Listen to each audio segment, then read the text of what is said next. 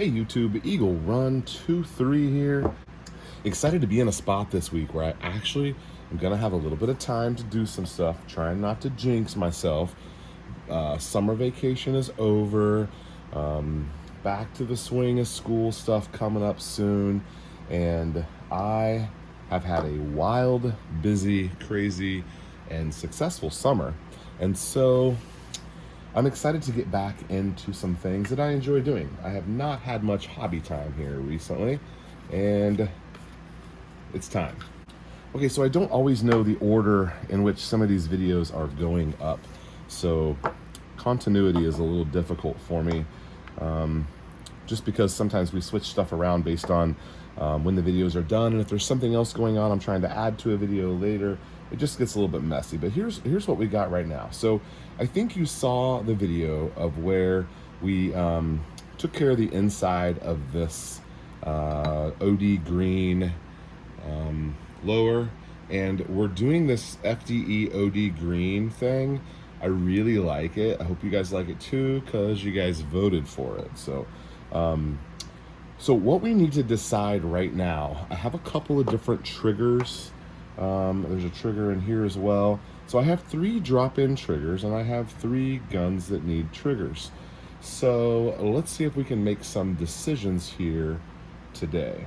Our new Rock River Arms 2-stage trigger is in the Creedmoor. It's already in there. We're going to be test firing that thing maybe tomorrow, if not the next day.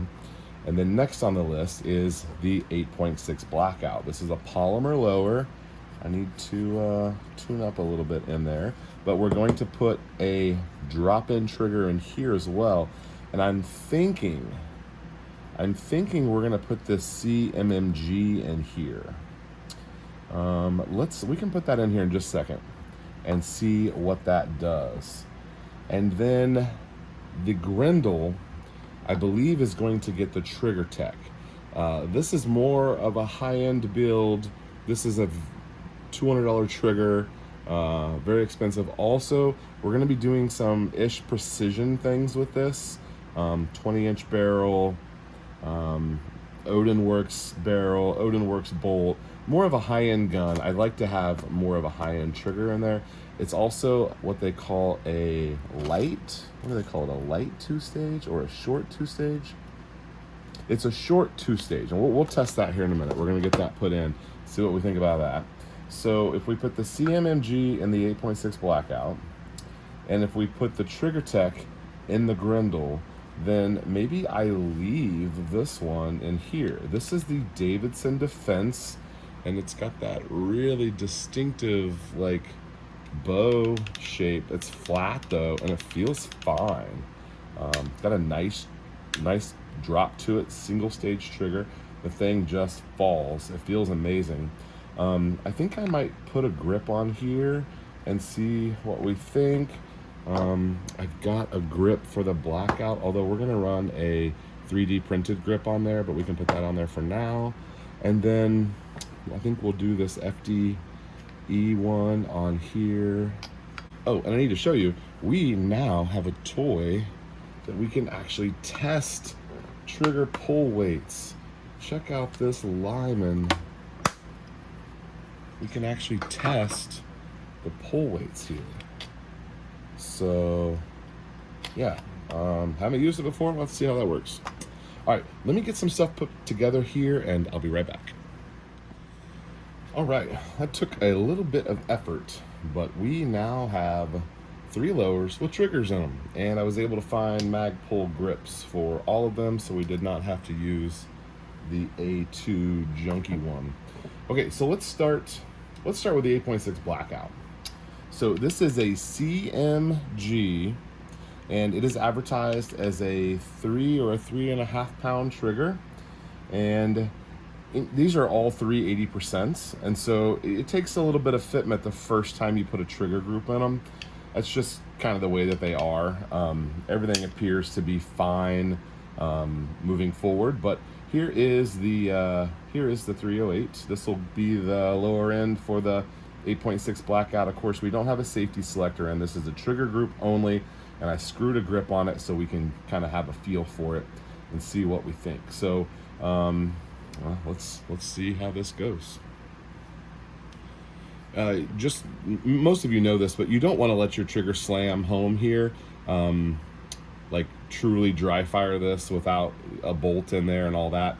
I haven't had any trouble with it. Every once in a while you'll bump it and it'll slam forward, but I do try to put my finger there to catch it. And so let's kind of see if we can see the feel of what this is going to be like. So, oh my goodness, that drops right away.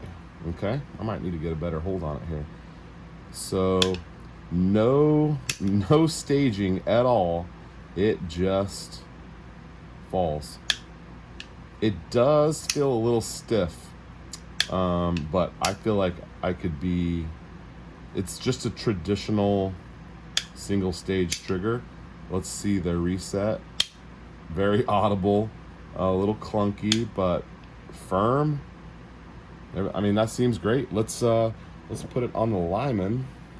Okay, I guess I hit ready, and let's see how it does.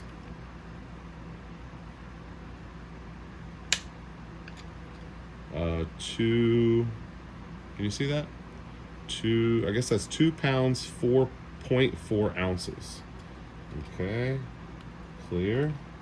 Let's try it again. We should probably do what, like a 5 group. Ready?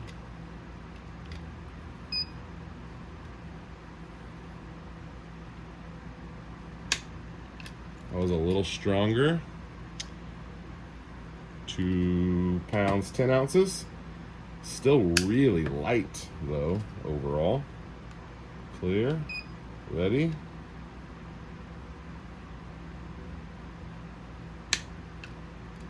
.8. Okay, so we have ourselves a trigger that I think will be fine for blackout. This is essentially a hunting trigger, so I think a single stage is fine. I think that'll be fine. All right, let's move on. We're gonna save the Triggertech for last. Okay, so this is the Davidson Defense, and I already showed you guys this one a little bit, but we've got a grip on here now, so it's a little more traditional feeling. I don't mind the flat trigger. These are the first 2 flat triggers I've ever had. That feels real light. I bet that's lighter than the other one. Real quick break. I don't know if you can see that, but it's not much. It just breaks. Single stage. Thinking about what I'm gonna do with this, I'm thinking about resurrecting a barrel that we have written off, and I don't know, we might. Okay, clear and ready.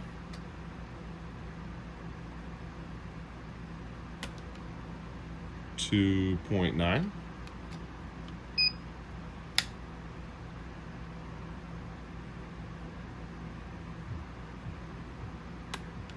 That was stronger. 3.5.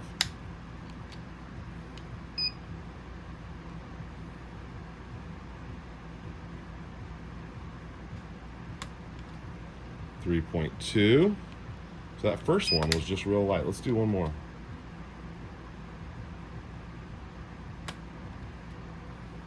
.14. So it looks like it's right around a 3 pound is what I bet that's advertised as. All right, I like that, and I think that would be good for a plinker hunter range gun. Not sure what we're doing with that. Kind of just playing with it here. Okay, now I did already try this, guys. So this is considered a short 2-stage, and it's just right there. I don't know, can you see that move? That's it right there. That's this 2-stage. And then from here, I have never felt anything like that before. Oh my goodness. That will spoil you. Wow. Okay, now check the reset. This is amazing. Okay, so trigger's down. Reset. Watch this. The hammer doesn't even move. It just resets on the trigger, and bam, you're right back. Can you guys, you probably can't even see it. Let me do it again. Okay, reset. And then, wow. That's amazing. I've never experienced a $200 trigger before. Okay.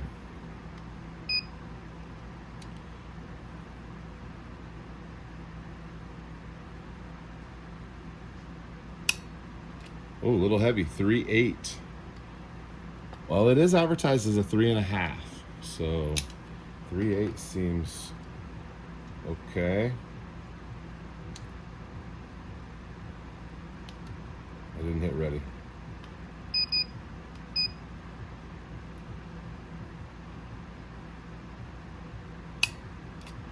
Right on the money.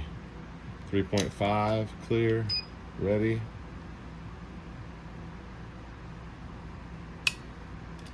3.3. That's amazing. Okay, so that little thing is super handy. I'm excited to have that as a tool, and we can maybe test a Glock trigger here with that too. This is amazing, guys. That is just so nice. Okay, so while I have you here, let's take a peek at what this is the exact same upper that we're running on our Blackout. What do we think about that? It's interesting that, you know, nothing, like none of the design elements really go together. I don't know why this ridge is so pronounced. It must just be a strength issue. I don't know. What do you think about that? There is a little gap. You can see some light right there, but we're touching here and we're touching all along the bottom, and it feels real tight in there, and my holes line up great. So we're gonna run that. We're gonna run this on the Blackout. You can also see right here that the trigger has this, you know, webbing that goes up right there, and it doesn't really match up nicely, but this is the plan. We're working the plan, guys. I don't know. What do you think about that? A long time ago, maybe like 2015 or 16, we bought this Bear Creek Armory. It's called a Bear Claw barrel, and it's 20 inches long, so it's a little longer than your standard 16, of course, but we painted it with just a rattle can, and this was a part of our rattle can budget build DMR, and it was a massive failure. Now, you guys helped me a ton trying to figure out what exactly had gone wrong, but we never were able to crack this. And I've set this in the back of the drawer, and I saw it when I was cleaning out the other day, and I don't know what I would ever do with it. I had considered, you know, maybe taking it somewhere and getting it chopped down, maybe even turning it into a pistol. But it's 223 Wild, 1-in-8 twist, stainless steel barrel. Now, this thing at 50 yards was throwing groups in like the 6 to 8 inch range. Now, this was very early in my rifle experience. Of course, I had AR15s before that, but this was one of the third or fourth ones that I had built, and it just was a miserable failure. And it could have been the brake, it could have been that I had a bad optic on it, could have been a number of things. So we just know a lot more now about how things work, and I feel like my experiences now would help me kind of troubleshoot this, and we can kind of call the final call of the Bear Crawl from Bear Creek Arsenal. The intention was budget accuracy, and we never were able to achieve even acceptable accuracy, and I just don't know what else to do with this barrel. And so I think we might do all we can. We can lap our receiver, we can make sure we have good lockup here. There's just the tiniest bit of wiggle there, so we could lap that, on the face, make sure we can do all the tricks to make sure we give this a fair shake and see if we can call it once and for all as the barrel. So I think I might play with that. Let me know what you guys think. Would you like to see a budget polymer with a nice trigger? I've even got a spare bolt for it. All we need is a handguard and we're good to go on that. So I'm gonna work on that and see what we think. All right, well, we've played with some triggers, had a good time with that. Let me know what your favorite triggers are. Let me know what you think about these triggers at Triggertech though. All right, Eagle Run 23, thanks for watching. We'll see you next time.